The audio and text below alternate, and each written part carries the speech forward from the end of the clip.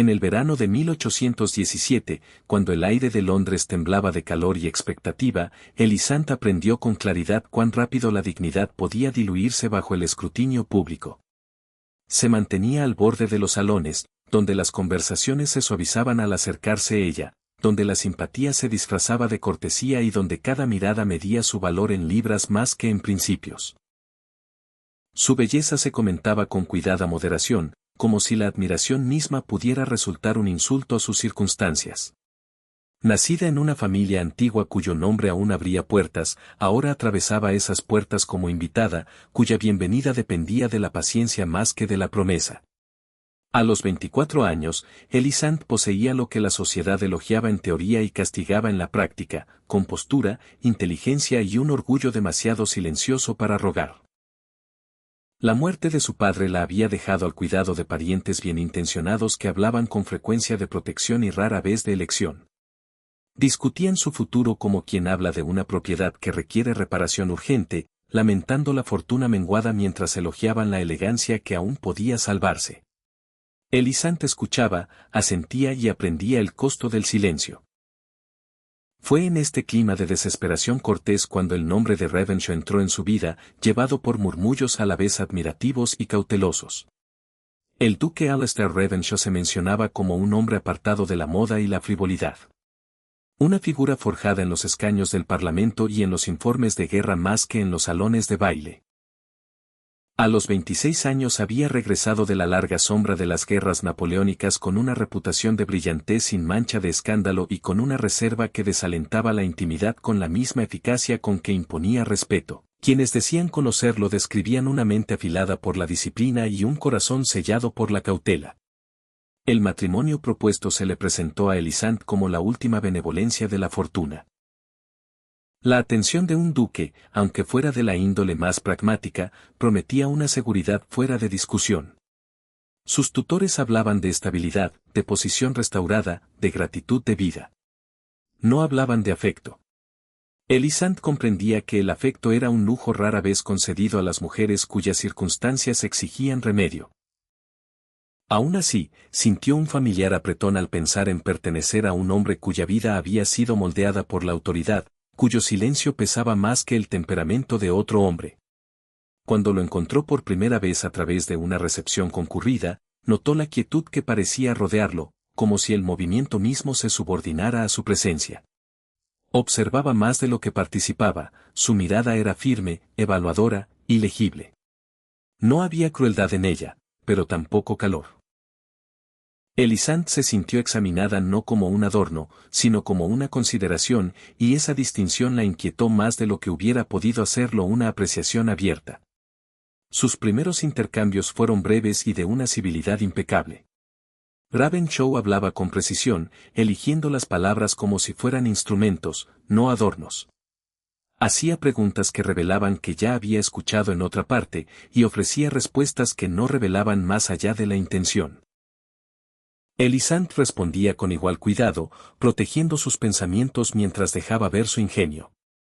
Entre ellos se formó un espacio de contención mutua, tenso y deliberado, en el que ninguno buscaba ventaja y ninguno cedía terreno. Londres, sin embargo, no era propensa a la paciencia. Los susurros ganaban velocidad conforme avanzaban las semanas, afilando la conciencia de Elisant de cuán rápido la esperanza podía parecer desesperación en boca ajena. Algunos la compadecían, otros la envidiaban y muchos daban por sentado que aceptaría cualesquiera términos se le ofrecieran, agradecida por el rescate. A Revenshaw, por su parte, se le juzgaba inescrutable. Sus motivos se debatían con confianza especulativa. Se acordaba, en general, que el arreglo lo favorecía a él. Al acercarse la noche de su formal compromiso, Elisant sintió el peso de la expectativa asentarse como una segunda piel. El acontecimiento prometía confirmación más que celebración, un sello público de una necesidad privada. Se preparó para ser agradable, mesurada, digna del futuro que habían decidido por ella. Sin embargo, bajo su calma ensayada removía una resolución callada, frágil pero persistente, que lo que viniera no la borraría por completo. En el umbral de aquella noche, intuía que algo la esperaba más allá de la sumisión, aunque no sabía si llegaría como salvación o como sacrificio. La ciudad misma parecía conspirar con su inquietud, carruajes que pasaban con impaciencia, ventanas que brillaban como ojos vigilantes. Elisande sabía que al amanecer su nombre se pronunciaría con nueva certeza, que su futuro sería narrado por otros como si ya estuviera concluido. Se preguntaba qué clase de hombre requería tan poca ternura y qué clase de mujer sobrevivía a tales arreglos sin entregar su voz. En algún lugar de la compostura de Ravensab sospechaba una voluntad tan exacta como la ley, y se preparó para enfrentarla. La noche que se avecinaba prometía no ternura, sino ajuste de cuentas, y ella avanzó hacia ella llevando la esperanza como una hoja oculta. Era una lección de espera, y Londres contuvo el aliento, sin saber que la contención se convertiría pronto en el acto más peligroso de todos. La noche del compromiso llegó envuelta en calor y luz de velas. La residencia de los Ravensab se alzaba solemne y pálida contra la calle inquieta. Dentro, las arañas de cristal esparcían oro sobre vestidos de seda y botas lustrosas, iluminando rostros entrenados para mostrar interés sin hambre. Elisande entró del brazo de su tutor, plenamente consciente de cómo cada movimiento era notado, catalogado y pesado en busca de significado. Se sentía menos invitada que exhibición, presentada para aprobación bajo la mirada de quienes creían que el futuro debía parecerse siempre al pasado. El duque Ravenshaw la esperaba cerca de la chimenea, con la postura serena y la expresión ilegible. Vestía la formalidad como otro hombre podría vestir una armadura, no para intimidar, sino para proteger lo que yacía debajo. Cuando inclinó la cabeza ante ella, el gesto fue preciso, casi severo, pero sus ojos guardaban una firmeza que reconocía su presencia más que su posición. Elisande respondió con una cortesía mesurada, sintiendo la delgada línea que ambos caminaban entre la expectativa y la contención. La conversación fluía a su alrededor con la naturalidad practicada de la sociedad, pero debajo corría una corriente de anticipación afilada por el rumor. Los invitados observaban a la pareja como quien espera prueba de armonía o evidencia de desequilibrio. Elisande sintió el calor de la habitación concentrarse en sus sienes, el peso de la seda en la espalda, la presión invisible que la empujaba hacia la aceptación. Se recordó que la compostura no era rendición, que la dignidad aún podía elegirse incluso cuando los resultados estaban fijados. Cuando Ravenshaw le ofreció el brazo para guiarla por la sala, ella lo aceptó, consciente de que el gesto era a la vez simbólico y escrutado.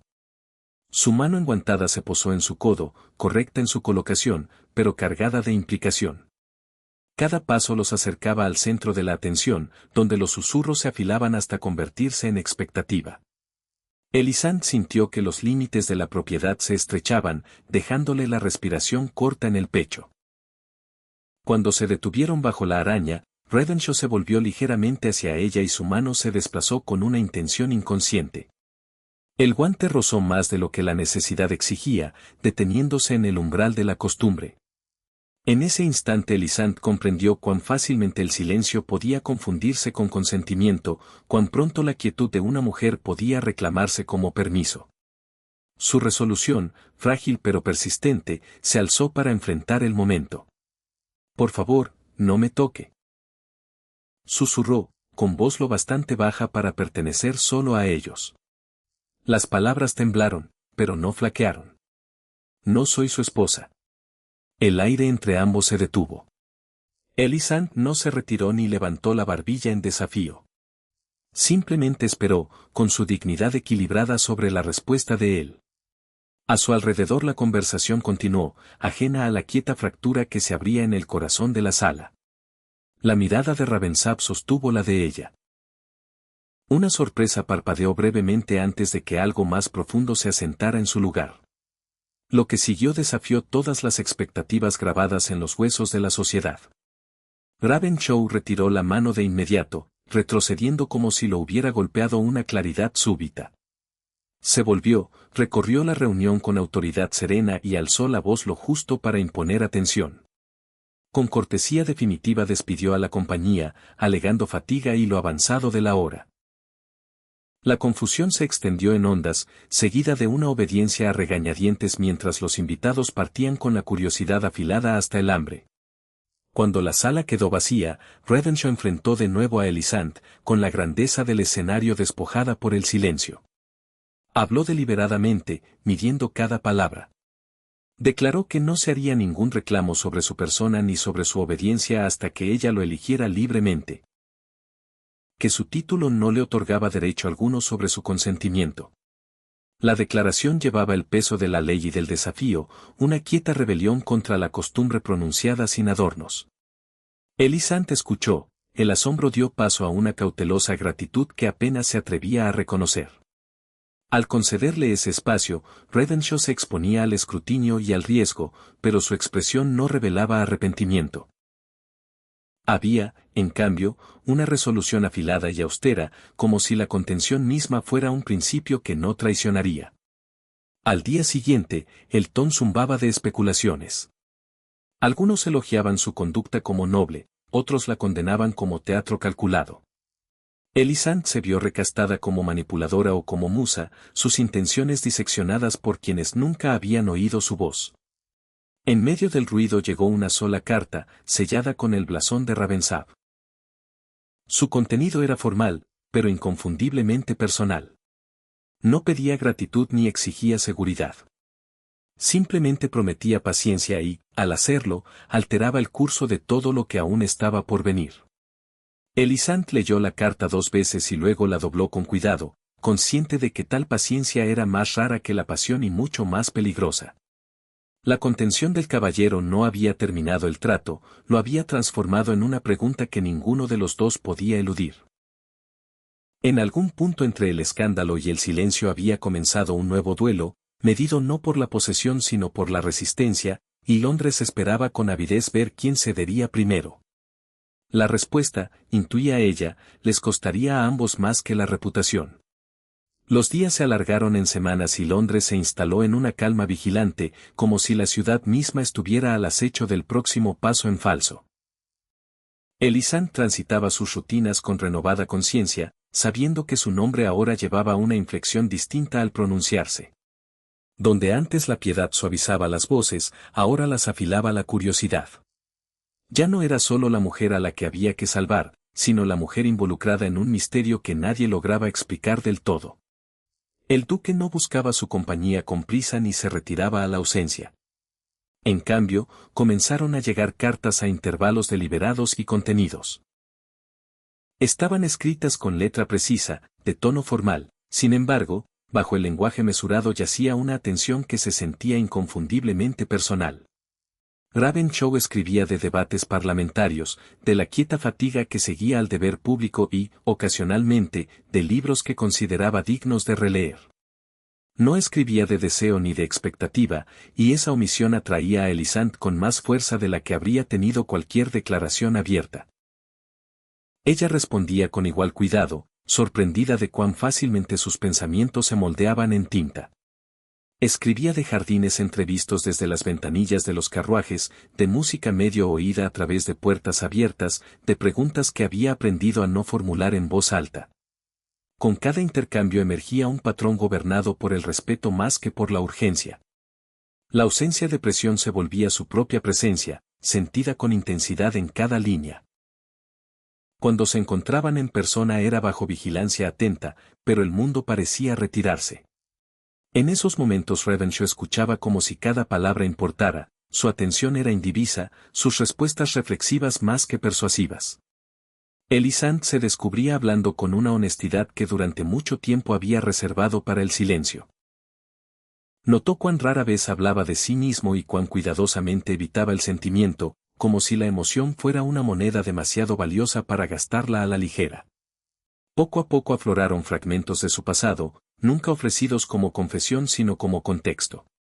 Habló una vez de la guerra, no de las batallas sino de las secuelas, de decisiones tomadas demasiado tarde para alterar la pérdida.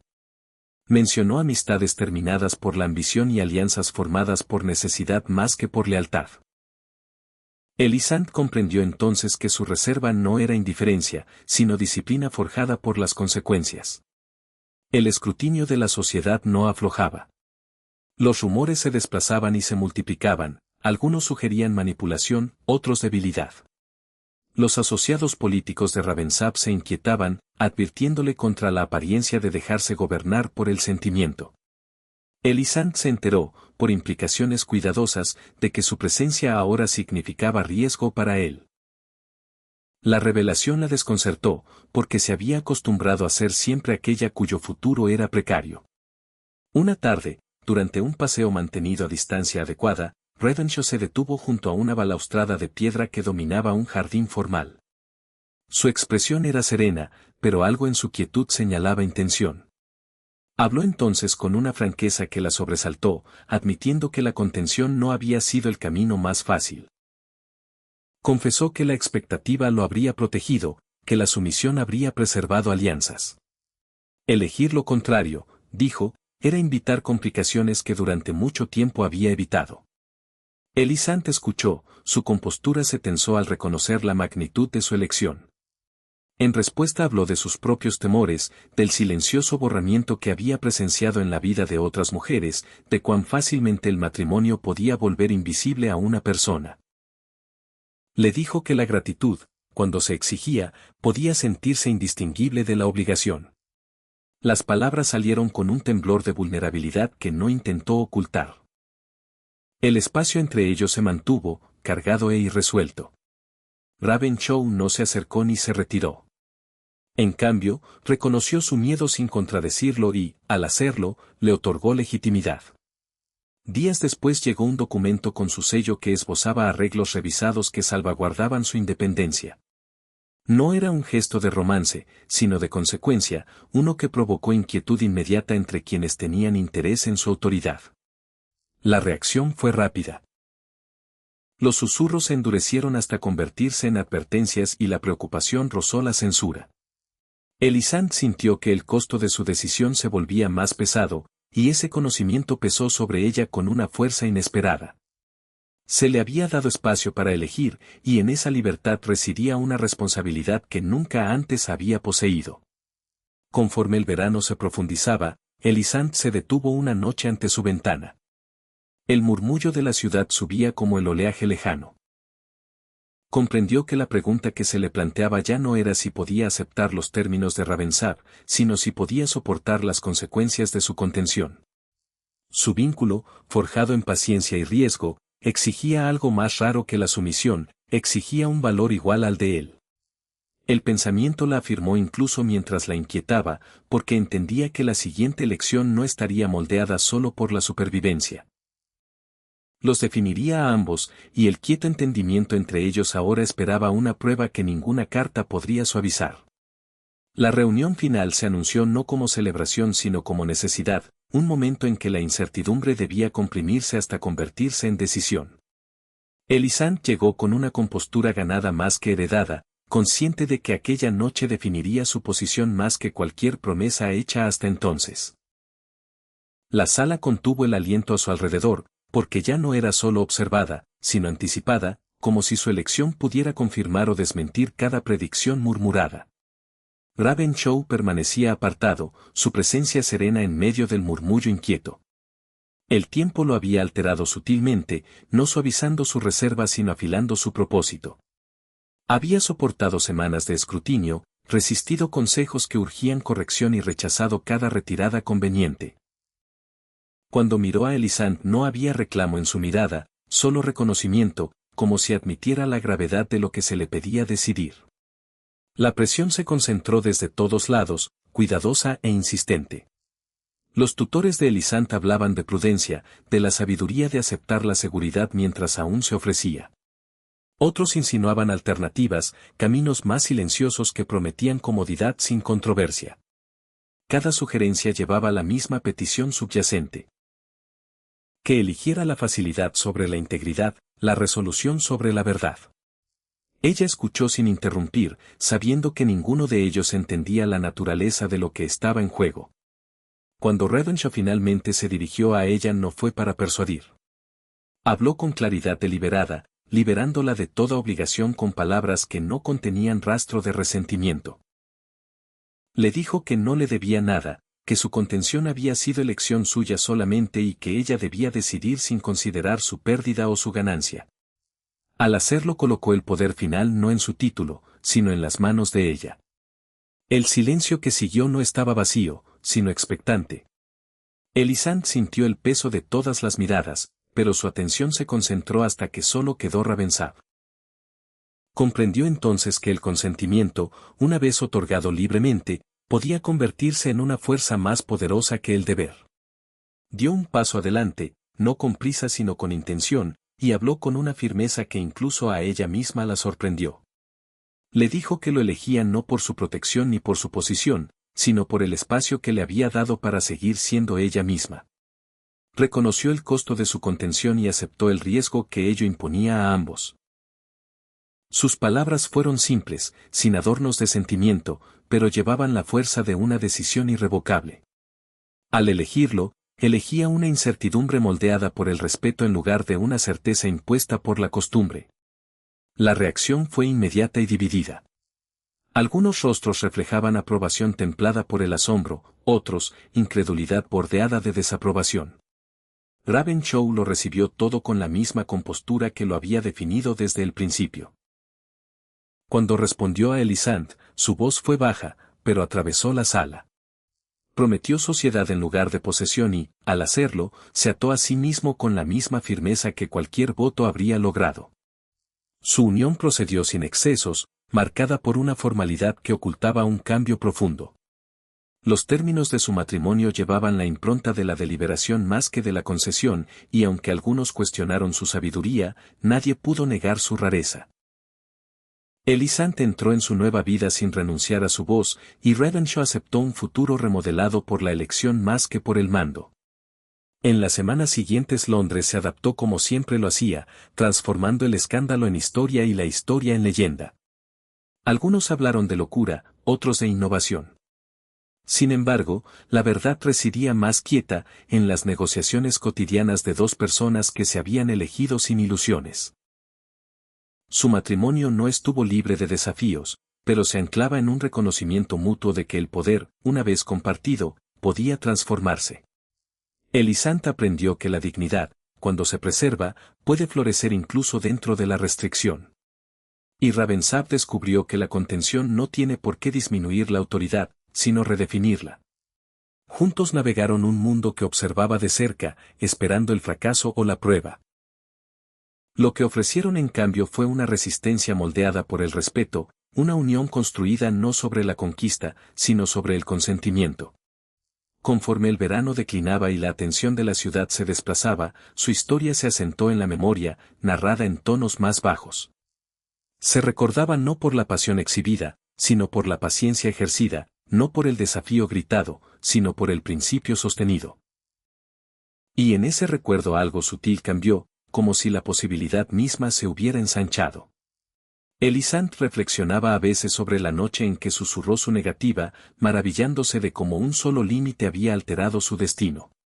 Ravenshaw, a su vez, reconocía que el mayor riesgo que había corrido no fue elegir la contención, sino permitirse ser elegido. Su futuro permanecía por escribir, pero descansaba sobre un cimiento que ningún murmurador podía erosionar. En una época gobernada por el sentido de derecho, ellos habían reclamado algo más raro, y la quieta fuerza de ese reclamo perduró, invitando a quienes lo oían a reconsiderar la naturaleza del poder.